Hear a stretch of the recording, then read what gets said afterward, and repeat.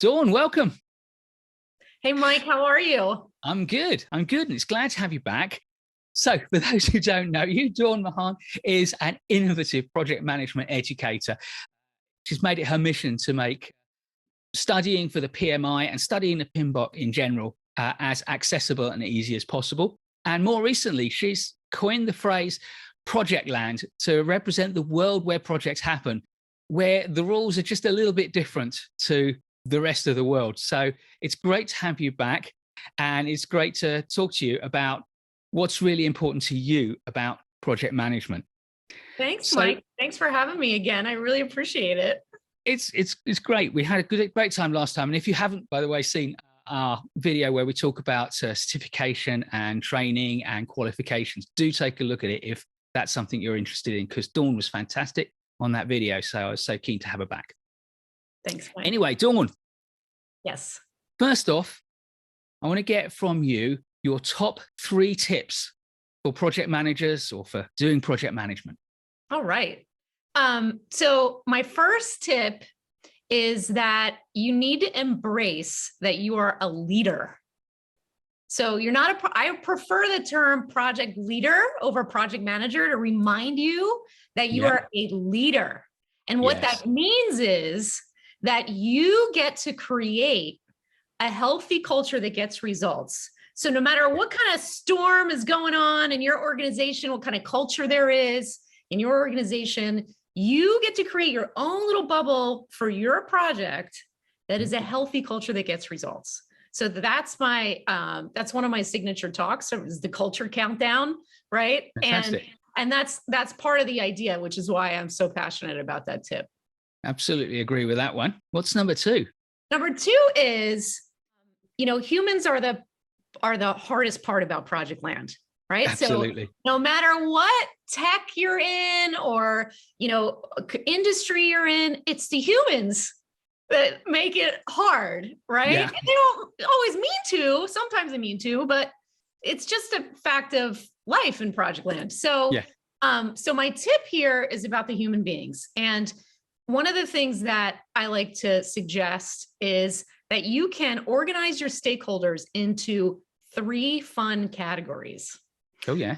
Okay. So cheerleaders, Finicky fans, and saboteurs. And I created this whole animal avatar set to explain, Projectland. So our animal avatars for the cheerleader is the happy dog. Right. So like if you have a dog and you come home, it could be you were 20 minutes gone. They'll be like, you're the best. I love you. Right. Yeah. And so your cheerleaders for your projects are those people that are like, I've been waiting for this project for 3 years. I can't wait. Anything I can do for you. Well, the concern is if they meddle. So I don't know about you, but my dog, if I'm cooking in the kitchen, she wants to be in the kitchen, seeing if I drop anything, I can trip over her. Right. And so the cheerleaders, can meddle by accident. They don't want to. So you've got your cheerleaders, right? Yep. You've got your Finicky fans. So the flamingo is the animal avatar for the Finicky. And so we know that sometimes Finicky fans, and I was in Philadelphia for 20 years, where we are definitely Finicky fans when it comes to our sports, right? It's like in the beginning of the season, it's like, I'm not really sure how I feel about this. I'm going to watch for a while, see how we're doing before I get on and become a cheerleader or decide to, go the other way. And Finicky fans flock together. So one of the things that my tip there with the stakeholders is to say, all right, you want to move those Finicky fans to the cheerleaders and you want to keep them away from the 3rd category, which are the saboteurs. And of course, the snake is the animal avatar for the saboteur, because if you don't think about— Snakes get a bad rap, don't they? I know, but from the beginning of time, right? Yeah. Typically getting a bad rap. So the snakes and the saboteurs are, if you don't think about this, they will come up and bite you. Yeah. And your project, right? So you need to, so one of the things I started to do with clients and, in the coaching and training I do is to say, look, think about very privately, right? Think about who are the humans that are your stakeholders, the people who might love your project, hate your project, or be somewhere in between. Those are your cheerleaders, your saboteurs, and your Finicky fans, right? and figure out a way to manage them.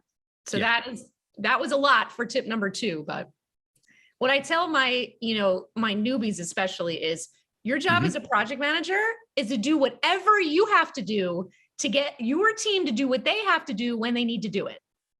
That's your job.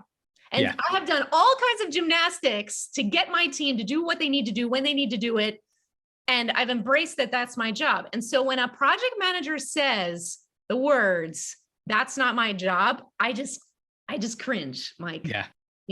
Because you're there to help lead, to help move obstacles. In Agile, we call them impediments, right? So whatever you call them, that's your job, is to help them succeed and do whatever you need to do to help them do that. That is your job. So whatever that means, right?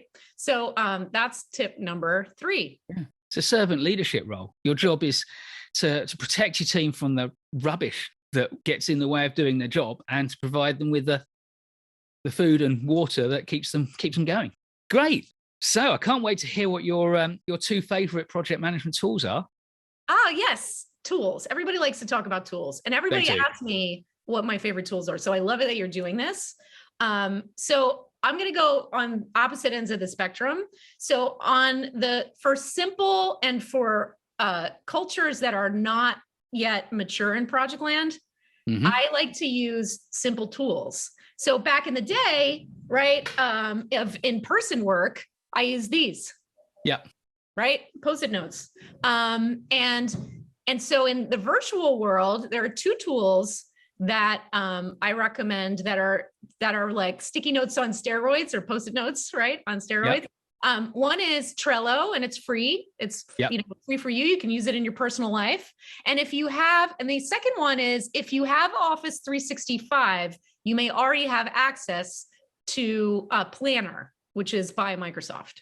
So, and it's very much like Trello. So we've used it with work breakdown structures to create those and then turn them into schedules. You can use them in an Agile shop. You can use them in, planning out, week by week. So anything that you could do with sticky notes, or Post-it notes, you could do with those, and it's even better. So I like those for the simple effect. Okay. Yeah. Brilliant. And on this other side of the spectrum is for the complex projects where there's no way you could use sticky notes. I'm still a Microsoft project girl.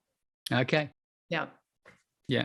Well, I mean, it's been around for a long, long time. I remember when I think it was Project 97 came out, and suddenly it started to feel like a mature product, and not just a set of macros slung onto Excel as it was originally. So, yeah. If you were to ask me, my least favorite project management tool would be Excel. Well, it's not a project management tool. It's just a spreadsheet. It's a tool you can use. Exactly. That's my point. Yeah. That is my point. And now we use it for, I have a workbook that comes with our classes for all the other, thinking tools, right? Like your risk log and all that kind of fun stuff. But for the schedule, if you're really going to have a complex schedule, you need a real scheduling tool. I prefer Microsoft Project because, like you said, I've been using it since, the early 2000s or something. So it's mature and it works and it's proven. Yeah. Great. And this is the one that I think I'm going to be most interested in, is what is one thing that has really changed the way you think about projects, or possibly your whole attitude to projects, or possibly made a big impact on your career. One thing that's made a difference to project management for you that's been revolutionary in your career. Yeah, I had the chance to, when I worked in a Fortune 500 company and I was the PMO head, right? And all the PMs were reporting to me. I was like, that's my dream job. And this company was really good about making you think about your career. Yeah. And I was like, I'm doing it. I'm doing the thing, right? I don't want to do anything else. I love this. I'm good with this. They're like, too bad. You have to think about what else you could do in this company. All right, I said. And I had the chance to meet with, one of the PhD chemists who was at the very top of the company. And he said, your best next job is 50% what you know and 50% what you don't know. Because the 50% you know helps ground you. You can lean on that. And the 50% that you don't know is how you grow. And I just thought that was the like, boom, you know, like that just blew my mind, is the most profound career trajectory statement. And the way that that relates to Projectland for me is, you know, over the course of someone's career and as a project manager, you usually start your project management career with the 50% you know is the content. You know, you're a software developer, or you're, you know, whatever, right? And then you have to run a project. And so the project management is the 50% you don't know. And then over time, it starts to flip where you're like, I have no idea what the people on my team are talking about. None. Right.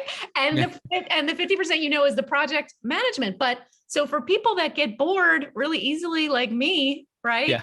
I love Projectland for that reason, because you can lean on the project management and you can lead on your leadership, and you can learn all about like this new world of whatever the project's about. Yeah, absolutely. And when I was a project management consultant and we were leading projects for clients, the great thing about that was that you just could see so many different domains, so many different types of organization. And project management is a ticket to learning all sorts of stuff, just because once you can manage a project in one domain, you've got the grounding to go into another domain and acquire the knowledge you need to operate. That's brilliant. Yeah, I have seen so many industries and so many clients, and I don't think in any other profession I would have been able to do that. And that's been just really a wonderful experience for me. And what a fantastic piece of advice. Isn't it? I share that, and he's letting me put it in my book too. I had permission, you know, I was like, this was the best career advice I ever got. Can I share it with everyone I know? I put it in my book, and he said, So you've got a book. Tell us, I don't know when this is going out as we record this, and we don't know for sure when your book's going to publish, but as soon as it's out, we'll put the links in the description. So tell us a little bit about Projectland. Yeah. So far the working title is Welcome to Projectland. And it's the ultimate guide for everyone. And so, because I've heard from people who I call my book insider VIPs, so they're helping me, you know, they're my accountability partners, and they're getting their names in the book for helping me, you know, through this journey. You and I both know every single professional, like I feel like every college graduate that's going to go into some kind of business of some kind, right? Nonprofits, for-profits, whatever, they're going to end up on projects. So they better know how project it is the core skill for professional and white-collar workers. Yeah, I mean, it's called how to get done, right? How to get stuff done, whatever, insert your favorite word, how to get stuff done. And so the book, it follows the training. And so it's got all the stories, you know, that I tell in class. It's going to help people just step by step, you know, and have it be accessible and not dry, and have it be fun way to, you know, understand what goes on in Projectland for real, in real life with the humans, right? And what to do about it. Fantastic. This has been great. Thank you very much, Dawn, for sharing with us your 3 top tips, your 2 favorite tools, and your 1 best piece of advice in this case. Thank you very much. Thanks for having me again, Mike. Bye. Bye. Great.